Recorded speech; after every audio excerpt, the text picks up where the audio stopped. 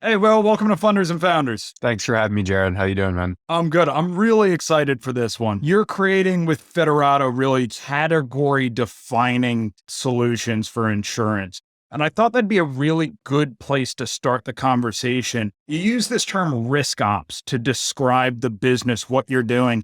It's not a term I've heard before. It's not one I'm familiar with. Maybe we start there. What is risk ops? Yeah. So for folks who haven't heard of the company, we operate in the property and casualty insurance market. And so if you think about insurance is the risk business, that's where the risk term comes from. But something that was really fascinating to myself and my co-founder, and we can talk a little bit about how we got into this mess in a second, was as we dug into this industry, we realized that this whole idea of risk, which is the business they're in, is really a function within these organizations that exists very much in a silo. Whereas operation, that's the day-to-day, that's the underwriting, that's the selecting the risk. And so there's this sort of dichotomy of risk selection and portfolio management that exists in insurance today. And so the idea of risk ops was basically, we were looking at all these social problems. We were looking at things like increase in natural catastrophe because of climate change. We were looking at securing cyber risks, something you know a little bit about. We were looking at things like social inflation in the context of the opioid epidemic. And as you look at these big social problems and you wonder, why are insurance companies struggling with them? The answer we found inevitably is that this risk selection process and this portfolio management process were entirely separate from each other. And so the whole idea of risk ops is to kind of align this portfolio strategy piece with actually underwriting accounts, which doesn't sound like a wild idea, but I think really represents a huge change in how property and casualty insurance is done. And it shows just how, in some ways, far behind the industry is. How on earth did you and your co-founder come up with this hypothesis? Because as far as I know, this is not your background. This is not your co-founder's background. And you're now real deep in a domain. How did you come up with this? We're kind of risk guys in the sense that we're statistics guys. You and I met in the early days of the Watson Group. We've both been working on AI for the decade, right, of this wave. And then my co-founder was studying computational mathematical engineering at Stanford, focusing on a set of techniques called reinforcement learning. And what reinforcement learning is really the bleeding edge of portfolio management, risk management. And you can use it for all sorts of things, by the way, like it's what's used in a lot of autonomous vehicles. Turns out you're managing the risk of crashing into other cars or people in that setting. But I was doing a dual degree at Stanford as well. And I was studying climate and atmospheric modeling. And he and I started doing some research together actually on the topic of wildfire. So I did my graduate research on wildfire spread modeling. And so bump up against all the big fires that were happening. This is 2019, 2020, 2021 in Northern California at the time. There was that famous day with these dark orange skies. This is early days of the company when all this was happening. And we started interacting with these insurance companies a little bit, right? Because they're very curious about our research and what we were doing. And we had started the company almost thinking, hey, maybe we just build a better fire model and sell it to these companies. That's something we'd seen other startups do. But my co-founder, whose name happens to be William, and I both have in common is we actually want to figure out what's actually wrong. And then we solve that regardless of what we want to do. As we dug into this problem, that's when, holy crap, this risk selection thing, this portfolio management thing are completely separate. And we saw examples of insurance companies where the data said, here's what you should do. The fire model, the predecessors of what we were working on at the time, said, here's what you should do. And what the company was actually doing was on a volatility basis, on a risk basis, like 3x different. And that's not a made up number. That's a real number we discovered, showed a CEO, and he was like, I could put my business under over this. And this is not an inexperienced individual. So we stumbled into the problem that way and just continued to dig at like kind of the pursue the truth. Who has this problem? How are we going to solve it? And what's been really gratifying, of course, is to actually start to believe that you're solving it, right? As customers go live on the platform and you see that change being effected. So I want to come back to this because what you just hit on a couple of like, frankly, remarkable things. The discovery path you went on to understand the problem, the fact that you were doing this while you were doing your MBA. I want to put a pin in that. We're going to come back to it. If I were a customer, what's the elevator pitch for Federato? It's really pretty simple. You've been investing a lot of money in data. Has that been panning out for you? No. Why? Because you're struggling. You have almost this limiting reactant or reagent in getting these data-driven insights into the hands of people who are making decisions on the front lines. Underwriters decide whether a risk is in the portfolio or not. Once it's in, it's in. Right? We can talk about claims and whether or not they get paid. We avoid that because we don't think it's part of the industry we want to be involved in, but we're very interested in how risk gets selected. And so what we do is we take all these amazing innovations that are happening on the data side of the industry and we actually operationalize them. And we do that by creating an amazing underwriter experience that does that in a very sort of native and fluid way. So how did this user discovery happen? You've spoken eloquently about this elsewhere. You, again, no background in the space, now really an expert in this narrow problem. Take me through that journey, the techniques, the tools, the path. How did you develop such deep expertise in a narrow domain problem? These are trite and overblown terms that are frankly horribly used by industry, but the truth is it's the core of what design really is about. And people talk about design thinking, and that's design thinking is not about building better PowerPoint decks, which is what I think a lot of the large industry consultancies might have you believe. Design is at its core about people and understanding their problems. The phrase I like to use is businesses don't have problems, people do. That's actually one of our core values at Federato, to give you an idea of how much we believe that. And I can remember in the early days of the company, sitting down with some very senior chief underwriting officers and folks like that. And they'd say, I have this business problem, which was the symptom of that risk selection and portfolio management not coming together. And where we would challenge them and these guys, I mean, these are like big tie senior execs. This is slightly pre-pandemic at the time and not used to being challenged in front of their employees, mind you. Where you were able to sort of push them is, okay, who has that problem? What I always say is, if you can't identify the person who's going to use your software as a profile on LinkedIn, like that person has to exist and thousands of them or hundreds of thousands of them have to exist, which is where you start to get your market opportunity, right? You don't have a product. And the amount of products I've seen launched that don't have like a user whose problem you actually solve is there. And my belief is the business problem and like talking to end buyers about why they'll buy, that all follows. If you start with a person and you just solve the problem for them and you have half a wit about you, you're going to stumble onto a huge market opportunity almost every time. So that's how we went about it. We just talked to underwriters. It wasn't that complex. So just take me through the mechanics of this for somebody else who's perhaps starting a company right now. How did you get access to underwriters? Like a chief underwriting officer, the big tie present. How did you get access? It turns out people want to talk about themselves, right? Especially these little industries, these corners where SaaS products can be built. Still, no one is, look, don't get me wrong. You leverage your personal connections, you play the game. But to be honest, I had no personal connections into the insurance industry. My co-founder likes to call this, he's Dutch. This is a Dutch version of blowing sunshine up your rear end. He likes to call it shoving feathers into their rear end. It's a lot of that, right? At the end of the day, this was cold LinkedIn outreach. I was sitting in a tiny little room, our original office, just, I can see it almost out my window here. And just a lot of really hard, not glorified work. And I can tell you even now, like getting your team members to do that work can be hard, but it's that work that actually yields the results. And people talk about defensive moats, especially with machine learning products. Oh, you need to collect all the data so no one can catch you. The best defensive moat in the world is to understand the problem infinitely better than anyone else. Someone can go try and rip off your features, build a Me Too product, but they'll always be missing some subtle thing that actually makes the product work. And you only get those things by just doing the hard work. There's no ifs, ands, or buts about it. Like you need to surround yourself with startup leaders, people who actually know what they're talking about and have done this before, who are going to beat you up once a week or once every other week and say, why the heck haven't you talked to anyone? You're spinning your wheels. And if you are driven enough and you care about the problem enough and you surround yourself with those people, then it's just about asking questions, trying to ask non-biased questions, which is a skill in and of itself. And then listening to what they actually say, not trying to get them to tell you what you want to hear, listening to what they actually say and sitting and living it. And we had the privilege of doing that over a 12, 18-month period.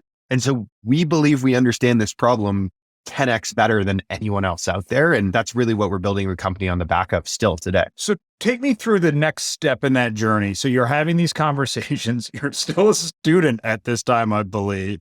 How do you start? Yeah, we made that a little ambiguous at the time. I think my LinkedIn still doesn't have the dates I was in school, and it never did. And CEO, co-founder, not actually sure that was to our benefit, by the way. I think a lot of people will talk to you if you're a student, depending on what you're starting. For me, not a lot of folks in the insurance industry from Stanford, just not a big feeder, so it wasn't as helpful. Take me through the next step of that journey. You're creating what, wireframes, actual product. How do you then start iterating to the thing where beyond just conversation, you're starting to get proof points around, hey, we've got an idea.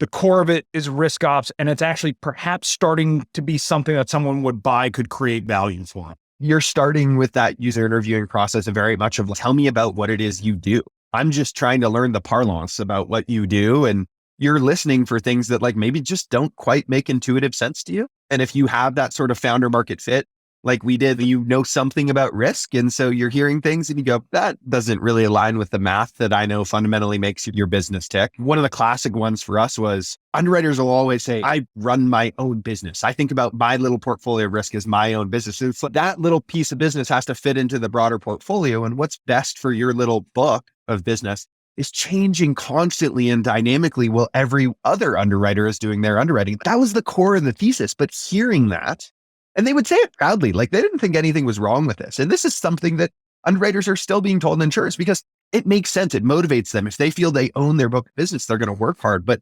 you're listening and you're hearing that. So then you hear that and you start to say, what's like a really simple example of this? Something like natural catastrophe. And we went, what if we could give them just like a map view of all the risks written near the risk they wrote? Because if you think about natural catastrophe risk, wildfires burn through physical areas.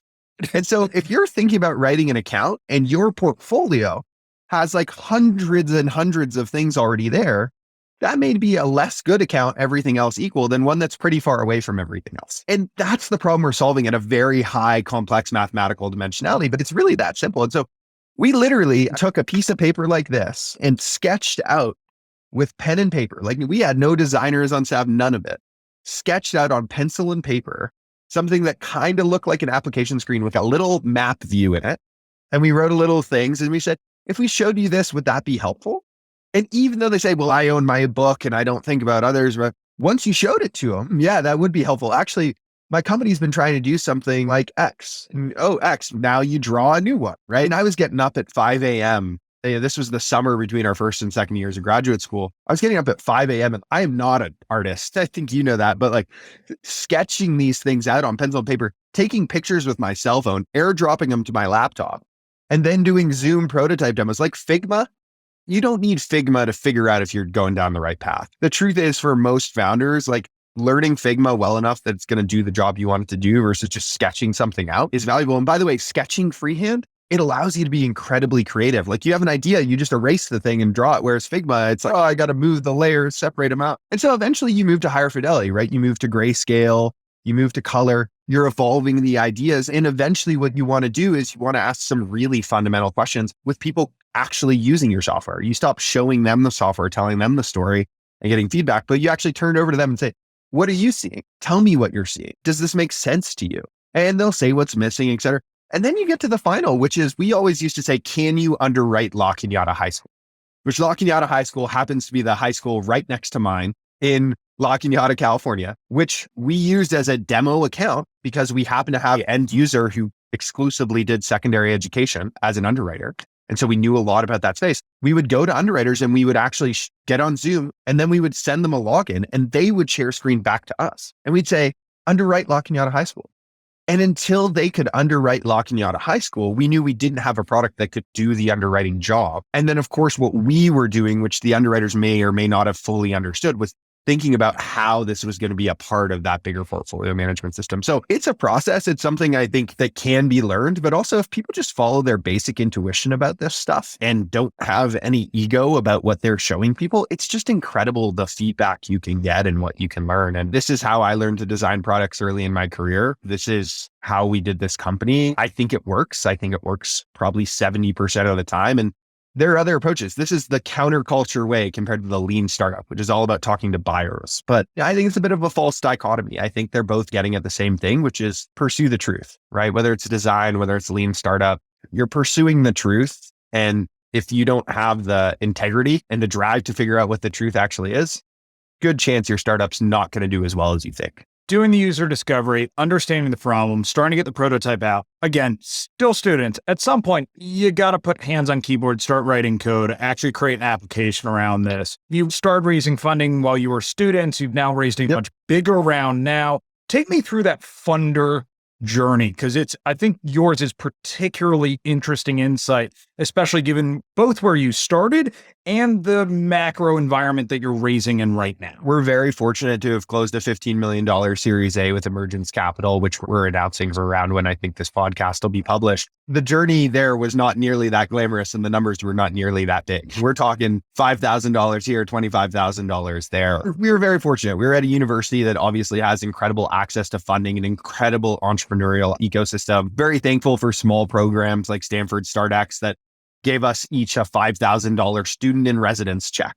We weren't paying ourselves with that, I assure you, but it was $5,000 we could put towards some things. We were very interested in the climate side of things, and we managed to get a $40K grant from the Tomcat Foundation. Tom Steyer, actually, folks probably know him as a presidential candidate in the last election cycle on the Democratic side. But Tom and Catherine Steyer have a fund focused on climate initiatives that we're able to get a non-dilutive grant through. And that was the early days was just about that non-dilutive, really small amounts of funding that allowed us to do really basic things. To say really basic things, our user interviews, yeah, we paid a lot of them $100 in the form of an Amazon gift card for an hour of their time. Really hard to do that if you don't just have $5,000 of money that doesn't feel like it's coming from your personal bank account. But hey, the truth is we may have had $45,000 around that time.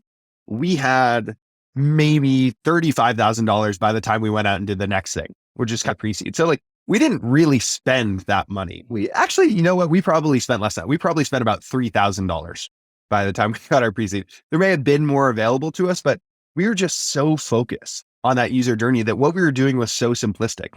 We were using our school Zoom accounts. We were doing cold reach out on LinkedIn. I think we splurged for LinkedIn Sales Navigator or Premium or something like that. Might have gone into that 3,000. And then, we were paying $100 Amazon gift cards. Those were our expenses. We didn't living large over there. We didn't even have Figma licenses. So eventually we were very fortunate to know the folks at Pear VC. Pear is an incredible venture capital firm, very well known for their early investment in DoorDash, which was a student founded company out of Stanford as well. And they believe wholeheartedly in student founders. And so in our first year of graduate school, when we still had a year and a half left to get through our programs, in my case, a year and 3/4, because I was doing 2 degrees, we had to basically just apply to a competition. We won that competition. I think winning the competition got us a $25K uncapped safe or something like that. And then they were kind enough to invite us to their accelerator, which got us, I think, another $150,000. Later that summer, one of their LPs was willing to make a direct investment into us for about $150,000. But coming out of that first year into that first summer, we had roughly $300K in the bank. By the way, still hadn't spent any of it. Maybe by the end of that summer, we'd spent $35,000, something like that. We'd hired a couple design contractors by then to help us work with the Figma stuff. Old friends, I don't really recommend going the contractor route, but we had old friends who were willing to just help us out and were willing to roll up their sleeves. And so that worked well. We actually brought on our first employee, someone straight out of school. This is mid-pandemic at the time. He was willing to work for not a lot of the time and has continued to grow with us. And then eventually what we did was we were coming into our second year of graduate school. We were coming out of this accelerator program with Pear, and we realized that it's hard to say we had product market fit, of course, because we didn't know that the market was going to accept us, that we knew how to actually get it in the hands of people because we didn't have a product. We still at that time, Jared, this is a solid 12 months in, had not written more than a couple hundred lines of code. We'd put a couple small things together. Some things are hard to test in Figma, but we went out and we pitched this accelerator. We were super upfront. We said, we're not dropping out of school, which, of the 70 or so conversations we had to have to raise that little $2 million seed round, probably wiped 50 of them off the table from the get-go, or maybe a little less, maybe 40. It's not easy to raise as a student, but eventually we were able to find an incredible partner. And who we found was Varun Gupta and Ray Tonsing at Caffeinated Capital. These were 2 individuals who just know enterprise SaaS. They know risk really well. They both were very involved in a firm in the early days. Ray was one of Max Levchin's early backers. Varun was actually one of the early data scientists at our firm and had studied a lot of the same areas of risk that we had. And they backed us early on. That really is when we started to build the product. That's when we started to look like a startup. We were hiring people. We had millions in the bank. We started having real expenses. And then the reality is between then and your first sale, you're still talking another 9-12 months to build a really big, robust enterprise product. But managed to do that, managed to land some super big early customers. We have those customers now live in production. A lot of that will be in the fundraising announcement. People can go check it out. But we were able to, I think, hit pretty solid product market fit. We're far from riding the total growth wave at this point. I think it's pretty obvious we have something unique to the market, and Emergence was kind enough to see that. Emergence has a great history of industry vertical SaaS. They backed Viva very early on, this famous industry vertical SaaS company. And I think they saw a lot of parallels to Viva in this, a lot of parallels to ServiceMax in this, a lot of parallels to just things that had made them successful historically. And we leaned in with them in a really big way. It's like I said, super happy. We're now sitting on a $15 million Series A, a nice healthy Series A, especially given the market cycle right now. And we're taking advantage of the fact that it's actually counter-cyclical for our large P&C insurance clients, right? And so it's actually a great time to be us. We're well capitalized. We've got a great product. We've got an amazing team. And in some ways, it's really just about executing against that right now. And easier said than done, but it's been fun. I want to talk about two aspects of the business, both with the raised size of clients. First, I want to come back to is talking about the user. We talked about the user discovery piece of this and the challenge. I want to get deeper on what is life now if I'm using Federato. I know you described it as underwriting-centric, so I want to hit that. On the back of that, Will, I want to come back around to the sales aspect of this, because everything you're describing is category defining. Selling, learning how to sell. There's no playbook when you're category defining. So that's an entirely different aspect, a totally different challenge the business is taking on that's fundamentally different from many other startups who have at least more established channels, more established buyers. They know what they're looking for. So why don't we start with that underwriting-centric vision? What does it mean for an underwriter who's using Federato today? What is life like now? Yeah. So how has life changed is probably the way I'd put it. And using Federato is the difference between having 50 applications you have to go to and 3, right? I don't want to say we're the one, right? People still use email. It's about bringing information together. It's about being portfolio aware in a way that is very natural to you. So instead of at the end of the month, maybe having my little side Excel spreadsheet where I try and track how I'm actually doing and then realize I'm horribly behind on my own performance, which is in theory, at least, not everywhere aligned to portfolio. That's there. And then lastly, it's a lot less sifting for what is actually the right thing to do here. So underwriters are in theory following the corporate guidance of their organization. And I've written about this at length. The reality is if you gave the same risk to a group of underwriters at a company, what they would assess, whether or not to even write that business, at what price to write that business, what exclusions to include on that business, it would vary massively. And in theory, that's not the goal, right? And how this actually manifests for these underwriters is, especially like the young junior ones who haven't been doing it very long, is a lot of uncertainty in front of the brokers they're interacting with. The broker says, why can't you write this here? And they don't even know the answer. And so in some ways, it's just about empowering them. They feel much more confident in what they're doing and that what they're doing is right. It's easier to do what they're doing. And they have some confidence that they're doing the right by the business, which if you talk to people in the insurance industry, they usually are in it for the right reasons. They usually are in it because they believe insurance is a very fundamental service that is provided to society. And we see this at a very macro scale in the economy. It's super important from a GDP per capita growth perspective. The availability of insurance and GDP per capita growth on a global scale are almost perfectly correlated. And if people are in this for the right reasons, and if you can make them feel that they're doing the right thing, don't we all just want to feel like that? I think it's kind of that simple. If we raise that up to the company level, you're talking about the portfolio optimization. What's the value that, say, the chief underwriting officer, the chief insurance officer is getting out of the underwriters using this solution day to day? Yeah. And so this is the whole user versus chooser dynamic. And this is where if there's one risk you're taking on in the design framework versus the lean startup framework, the lean startup framework, you're very focused on the choosers. And in the sort of design framework, you're very focused on the users. And my point of view is both matter, right? I really believe that great workflowy type SaaS products have to start with the user because someone's going to use it. But you have to have a mind to like, what does the chooser care about? And that goes back to those very early theses of why we wanted to get into this space, right? People were struggling with really the 3 big ones we hear consistently are climate change, cyber, and what the industry calls social inflation, which is these big verdicts that come down for things like the opioid crisis with Oxycontin and things like that. As we thought about how to present this to choosers, they want to gravitate towards what they've always bought software for, which is operational efficiency. People think technology equals automation, right? One of the difficulties of our product is we take an enormous amount of work off the plate. If you think about what I just said about the user, it's preventing them from going to all sorts of systems. We're removing these crazy processes where they're rekeying things into an Excel spreadsheet, then sending it via email, just so many things that are quote unquote automated away. But there's this much bigger, higher order problem that we're solving for these insurance companies. And in this case, I like to think of it as like our user for this part of the product is actually the end buyer. It's the chief underwriting officer. And so where we've really leaned in is the reinsurance conversation. If you think about who is holding the bag for all the things that are happening in climate, cyber, and social inflation right now, it's the reinsurers. Insurance companies aren't stupid. They buy insurance too. And that's called reinsurance.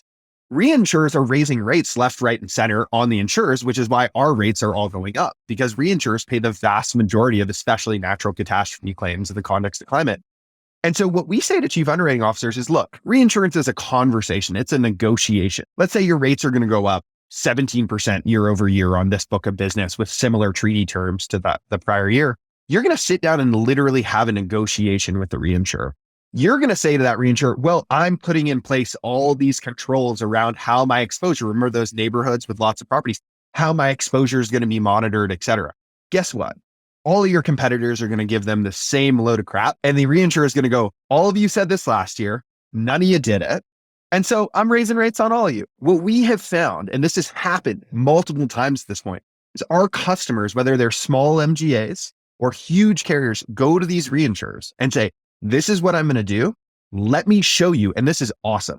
Our customers are showing reinsurers our software, literally showing. This is what's going to make me hit my target. Because a big part of what we do is we make them hit the target they're pointing for. The credits they've gotten at that one in a single meeting, that chief underwriting officer in a single meeting with that reinsurer has paid for our product several times over. And these are big numbers, what they're paying for reinsurance, right? And so you think about a couple million for a software product, a couple $100,000 for a software product, depending on how big you are relative to those reinsurance costs. It's a one meeting return on investment. And that's what we are selling. And I think it's something they've never heard before. For some people, it's a little uncomfortable, but once they talk to our other customers and hear that this is actually true, I mean, I think that's the wave we're riding. And it's why RiskOps is what we're doing. There's this sort of old industry term, underwriting workbench. We eschew that term because that's a crappy piece of software that just puts some data in front of someone and doesn't actually solve a systems level problem. What we focus on is this RiskOps idea because that's our whole sales motion. That's our whole reason for buying. And it's the only way we solve the social problems that got us into this in the first place. That's the reality of why our buyers buy. I don't think there's any other product in the market that can say that. Maybe there will be someday. I hope there will be someday. I'd love to see that. Wouldn't that be a compliment? But not what you would expect, right? It's not about operational efficiency and all this. By the way, people totally still get that and totally still buy it for that. But it really, the reason people buy the product is very much this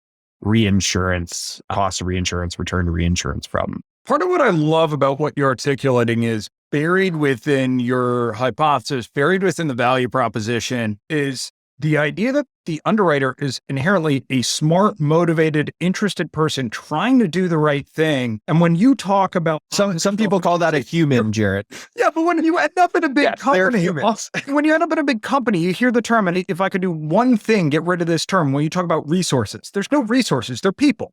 And you're making a hypothesis that these are smart, interested people who are trying to execute to the best of their ability. And you're saying, what if I gave you a tool that took care of all of the rote, boring stuff that should just be taken care of by a machine, put all of the information in front of you that I know you can consume if it was easily available to consume, and I'm willing to trust that you're going to make a better decision. On top of that, I'm then going to do that across everybody and solve an optimization problem. So at the chief underwriting level, I can say, okay, these are the metrics I want from my organization. And basically the workflow automatically takes that into account and manages that across the multiple different segments of the portfolio. It's extraordinarily powerful for the business, but it's also a celebration of these people are damn good at what they're doing, and you're giving them a tool to do it even better. I absolutely love that. That's exactly right. And like I said, they're humans at the end of the day. And I think that can be a little lost in all industries, not just insurance, but they're humans at the end of the day. And it goes back to this human-centric approach to user research. It goes back to just like our ethos as a company. One of our core values is very much around be human, treat humans as humans, take care of yourself as a human.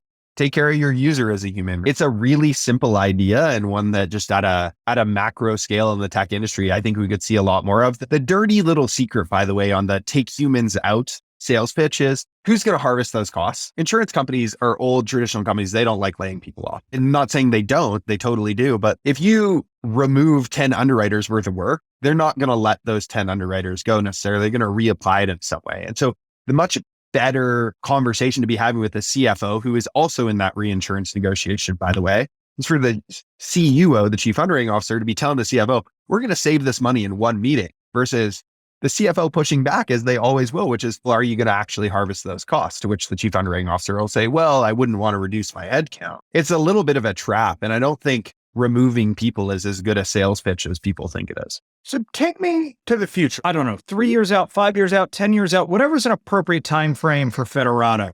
What does success look like for the company? What does success look like for your client? I think about this in pretty simple terms. I would like Federato to be the biggest name in insurance data without ever providing a data product. It's that kind of classic, like Netflix was the biggest name in media before Netflix Studios actually creating films. You think about Uber and not owning cars. I think at the end of the day, Federato is all about helping operationalize data. And there's first party internal data. That's a huge part of what we do, because insurance companies have a ton of data, right? Like insane amounts of very nice, clean, structured relational data. It's awesome compared to some of the other problems I've dealt with in the past. But there's all this third party data innovation that's happening out there. And what we've found very naturally is all of these third party data providers are coming to us and saying, how can you help us get our data better used? Groundspeed, we just announced a big partnership with them last week.